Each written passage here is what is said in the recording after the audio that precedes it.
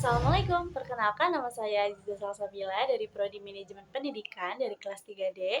Di sini saya ingin menuntaskan tugas remedial dari mata kuliah Manajemen Mutu Pendidikan. Dosen pengampunya adalah Dr. Jijen Musfah, MPD. Di sini sebelum saya masuk ke dalam inti dari tugas ini, saya ingin menjelaskan apa itu resum, pengertian dari resum terlebih dahulu. Jadi, resum buku merupakan suatu dokumen yang mengandung ringkasan pengalaman, pendidikan, keahlian, dan juga pencapaian seseorang dalam sebuah cerita. Resum ini dapat diartikan sebagai sebuah ringkasan atau rangkuman yang mengambil bagian dari inti pokok dari suatu tulisan yang bentuk yang panjang, termasuk pada buku. Selain itu, resum buku biasanya mengambil isi atau gagasan pokok pada suatu buku yang kemudian disusun secara lebih singkat, di mana di dalam juga dituliskan lengkap mengenai identitas bukunya, dari tujuan penulisan bukunya, kelebihan dan kekurangan isi bukunya, terus juga dari kesimpulan dan resum yang telah dilakukan. Selanjutnya, saya di sini akan memberitahu buku apa yang saya akan resum. Di sini saya memakai buku Manajemen Mutu Pendidikan karya dari Jejen Musfah yang diterbitkan pada tahun 2023 dan penerbitnya adalah Prenada Media Group. Di sini saya ingin meresum buku dari Manajemen Mutu Pendidikan. Yang pertama dari bab 1, yaitu materi tentang manajemen mutu pendidikan. Jadi penulis ini menyusun berdasarkan tiga paradigma utama, teori dari manajemen mutu pendidikan, yaitu teori mutu pendidikan, teori aspek mutu pendidikan, dan lembaga mutu pendidikan. Yang bab pertama itu Penulis menyajikan 16 teori manajemen mutu pendidikan secara ringkas yang mengharuskan pembaca untuk melakukan kajian lebih dalam untuk memahami setiap teori dengan utuh. Selain itu, buku ini juga membahas kebijakan-kebijakan mutu di Indonesia yang dibagi menjadi dua, yaitu aspek-aspek mutu dan lembaga mutu pendidikan. Selain itu, aspek mutu mencakup berbagai elemen seperti guru, siswa, biaya, sekolah, kurikulum, dan kampus. Di sisi lain juga lembaga mutu pendidikan melibatkan organisasi seperti Lembaga Penjamin Mutu Internal dan Badan Akreditasi Nasional atau BAN. Nah, teori dan kebijakan yang dibahas dalam buku ini adalah saling melengkapi dengan tujuan utama adalah untuk meningkatkan mutu pendidikan di sekolah atau di kampus. Efektivitas implementasi dari teori dan kebijakan tersebut dapat sangat beruntung pada komitmen bersama yang dipimpin oleh kepala sekolah atau rektor. Untuk menghasilkan lulusan yang berkompeten, diperlukan input dan proses pendidikan yang berkualitas juga. Jadi buku ini juga berfungsi sebagai buku ajar untuk mata kuliah manajemen mutu pendidikan. Selanjutnya, teori dan kebijakan yang dibahas dalam buku ini adalah saling melengkapi dengan tujuan utama, yaitu untuk meningkatkan mutu pendidikan di sekolah atau kampus. Jadi, efektivitas implementasi dari teori dan kebijakan tersebut sangat bergantung pada komitmen bersama yang dipimpin oleh kepala sekolah atau rektor. Untuk menghasilkan lulusan yang kompeten, diperlukan input dan proses pendidikan yang berkualitas. Jadi buku ini juga sangat berfungsi sebagai buku ajar manajemen mutu pendidikan yang memang diajarkan pada Dr. Jejen Musfah, MPD, yaitu dosen UIN Syarif Hidayatullah Jakarta. Kebetulan juga saya adalah murid dari beliau. Jadi sangat berfungsi karena ya itu tadi sebagai buku ajar. Selain itu juga dapat menyediakan pengetahuan, konsep, teori, kebijakan, praktik, serta strategi peningkatan mutu pendidikan dari tingkat dasar hingga perguruan tinggi. Selanjutnya, saya akan meresum bab 2, yaitu tentang teori manajemen mutu terpadu. Jadi, pada bab 2 ini, penulis menyajikan 16 teori manajemen mutu yang diringkas secara jelas, meskipun pemahaman yang lebih mendalam memerlukan kajian lebih lanjut. Aspek mutu pendidikan mencakup elemen-elemen penting seperti guru, siswa, biaya sekolah, kurikulum, dan lembaga pendidikan itu sendiri. Selain itu juga penulis menguraikan berbagai lembaga yang bertanggung jawab dalam penjamin mutu pendidikan di Indonesia seperti Lembaga Penjamin Mutu Internal dan Badan Akreditasi Nasional atau BAN.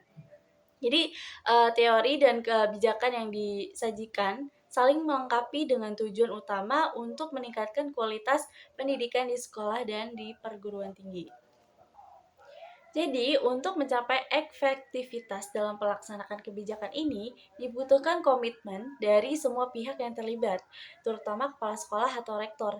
Jadi, buku ini dirancang sebagai sumber ajar mata kuliah manajemen mutu pendidikan untuk menjadi praktisi atau konsultan yang kompeten dalam pengembangan institusi pendidikan. Selanjutnya, saya ingin meresum bab 3 yaitu tentang aspek mutu pendidikan. Nah, dalam buku tersebut penulis menguraikan bahwa, kebijakan ini tidak hanya bersifat, normatif, tetapi juga praktis. Yaitu, jelasnya ada tujuan untuk menciptakan, sistem pendidikan yang berkualitas, dan berdaya saing. Dalam bab ini juga penulis menjelaskan tentang standar nasional pendidikan yang ditetapkan oleh pemerintah termasuk, 8 standar utama yang harus dipenuhi oleh lembaga pendidikan seperti standar kompetensi lulusan, standar isi, dan standar proses. Penulis juga menekankan pentingnya peran kepala sekolah dan manajemen dalam implementasi kebijakan ini. Kepala sekolah yang diharapkan dapat menjadi pemimpin yang baik dan mengolah sumber daya yang ada serta menciptakan lingkungan yang kondusif bagi pembangunan mutu pendidikan. Selain itu, penulis juga menjelaskan, tentang berbagai lembaga penjamin mutu pendidikan seperti Badan Akreditasi Nasional, BAN, dan, Lembaga Penjamin Mutu Internal, atau LPMI, yang menjadi tanggung jawab dalam melakukan evaluasi dan akreditasi terhadap lembaga pendidikan untuk memastikan bahwa mereka memenuhi standar yang telah ditetapkan. Di sini juga penulis, menyoroti tantangan yang dihadapi dalam penerapan kebijakan mutu pendidikan, yaitu seperti kurangnya pemahaman tentang pentingnya manajemen mutu di, kalangan pendidik dan pengelola pendidikan, dan juga, penulis menyarankan perlunya pelatihan dan pengembangan profesional bagi guru serta tenaga kependidikan lainnya untuk, meningkatkan kompetensi, mereka atau kompetensi dirinya sendiri untuk, menerapkan prinsip-prinsip, manajemen mutu. Dengan demikian, bab ini memberikan gambaran menyeluruh mengenai kebijakan mutu pendidikan di Indonesia serta langkah-langkah yang perlu diambil untuk mencapai tujuan peningkatan kualitas pendidikan secara berkelanjutan. Selanjutnya, saya akan meresum bab terakhir, yaitu bab 4 tentang lembaga penjamin mutu pendidikan. Bab 4 ini, penulis berfokus pada penerapan manajemen mutu dalam praktek pendidikan. Bab ini membahas secara rinci tentang, bagaimana sih teori-teori mutu pendidikan dapat diterapkan dalam situasi nyata di lembaga pendidikan. Penulis juga menjelaskan bahwa penerapan manajemen, mutu tidak hanya terbatas pada aspek teknis saja, tetapi juga dapat melibatkan aspek sosial dan, psikologis dalam upaya meningkatkan kualitas pendidikan. Yang pertama, penulis menguraikan tentang strategi, peningkatan mutu yang dapat dilakukan oleh lembaga pendidikan. Ini mencakup penerimaan jangka panjang, menengah, dan pendek, serta penggunaan indikator-indikator mutu yang relevan tentunya. Misalnya itu seperti, penulis menekankan pentingnya standar kompetensi lulusan atau SKL dan standar isi dalam, kurikulum sebagai landasan untuk meningkatkan mutu pendidikan. Selain itu, penulis juga membahas tentang pengandalian mutu yang meliputi pengorganisasian, penggerakan, dan pengawasan untuk memastikan bahwa semua aktivitas pendidikan, berjalan dengan, lancar dan efektif. Selanjutnya penulis juga membahas tentang peningkatan mutu, melalui pelatihan dan pengembangan profesional. Penulis menekankan bahwa guru dan staf pendidikan perlu dilatih dan diasah untuk meningkatkan kompetensinya dalam menerapkan prinsip-prinsip manajemen mutu. Pelatihan-pelatihan ini tidak hanya berfokus pada aspek akademis saja, tentunya eee, ada soft skill juga seperti komunikasi, teamwork, dan leadership. Penulis juga menyoroti pentingnya partisipasi aktif dari semua stakeholders dalam proses manajemen mutu, kepala sekolah, guru, siswa, dan masyarakat sekitar juga harus berkontribusi dalam upaya meningkatkan manajemen mutu pendidikan. Jadi, partisipasi ini juga dapat dicapai melalui mekanisme evaluasi yang sistematik dan transparan seperti survei, wawancara, dan observasi. Yang terakhir, penulis juga membahas tentang tantangan dan solusi dalam implementasi manajemen mutu pendidikan. Penulis mengidentifikasi beberapa tantangan umum seperti kurangnya infrastruktur, minimnya sumber daya, dan resistensi dari beberapa pihak. Namun penulis juga menawarkan solusi-solusi yang inklusif dan fleksibel seperti integrasi teknologi edukatif, kolaborasi internasional, dan promosi budaya mutu melalui kampanye-kampanye internal.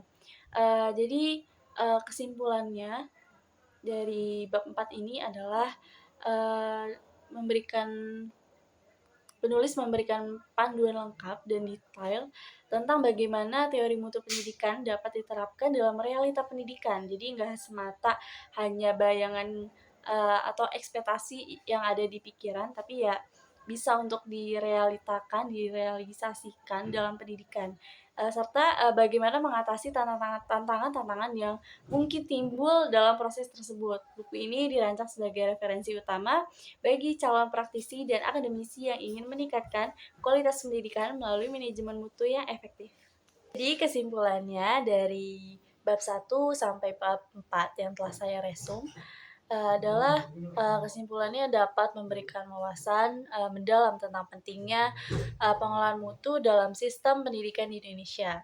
Dalam konteks global yang terus berubah, buku ini juga menekankan bahwa pendidikan berkualitas adalah fondasi utama untuk menciptakan sumber daya manusia yang kompeten dan siap untuk bersaing.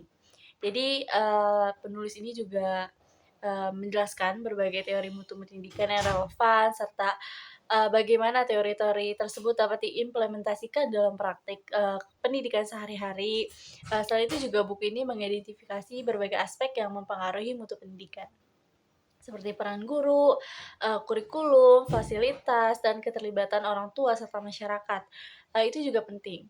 Jadi penulis juga menyoroti pentingnya lembaga-lembaga pinjaman mutu seperti lembaga pinjamin mutu internal dan Badan Akreditasi Nasional atau BAN dalam menjaga dan meningkatkan kualitas pendidikan. Jadi kebijakan-kebijakan yang diterapkan oleh pemerintah untuk meningkatkan meningkat mutu atau kualitas pendidikan.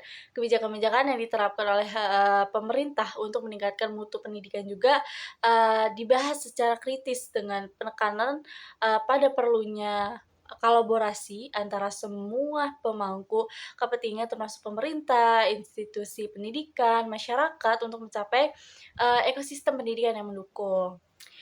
Jadi kesimpulannya adalah penulis mengajak para pendidik dan pengelola pendidikan untuk berkomitmen pada prinsip-prinsip yang tidak hanya dimiliki pengetahuan akademis yang baik, tetapi juga keterampilan yang praktis, yang relevan dengan kebutuhan dunia kerja.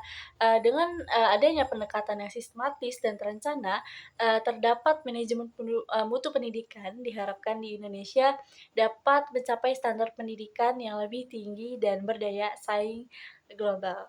Untuk teman-teman yang belum punya buku ini atau belum beli buku ini, disarankan untuk membeli karena sangat-sangat bermanfaat bagi pembaca khususnya para mahasiswa, pendidik, dan pengelola pendidikan. Yang pertama, buku ini sangat berfungsi sebagai pengetahuan yang komprehensif mengenai teori-teori manajemen mutu yang relevan dalam konteks pendidikan. Dengan menjadikan 16 teori mutu ini, buku ini memberikan pengalaman yang mendalam tentang bagaimana teori-teori tersebut dapat diterapkan untuk meningkatkan kualitas pendidikan di berbagai tingkatan, mulai dari pendidikan dasar hingga perguruan tinggi. Sekian pada resum yang saya, lakukan tadi mengenai buku Manajemen Mutu Pendidikan. Sekian terima kasih, mohon maaf bila ada kata-kata yang kurang dimengerti atau kata-kata, yang kurang jelas, mohon dimaafkan. Sekian terima kasih. Wassalamualaikum warahmatullahi wabarakatuh.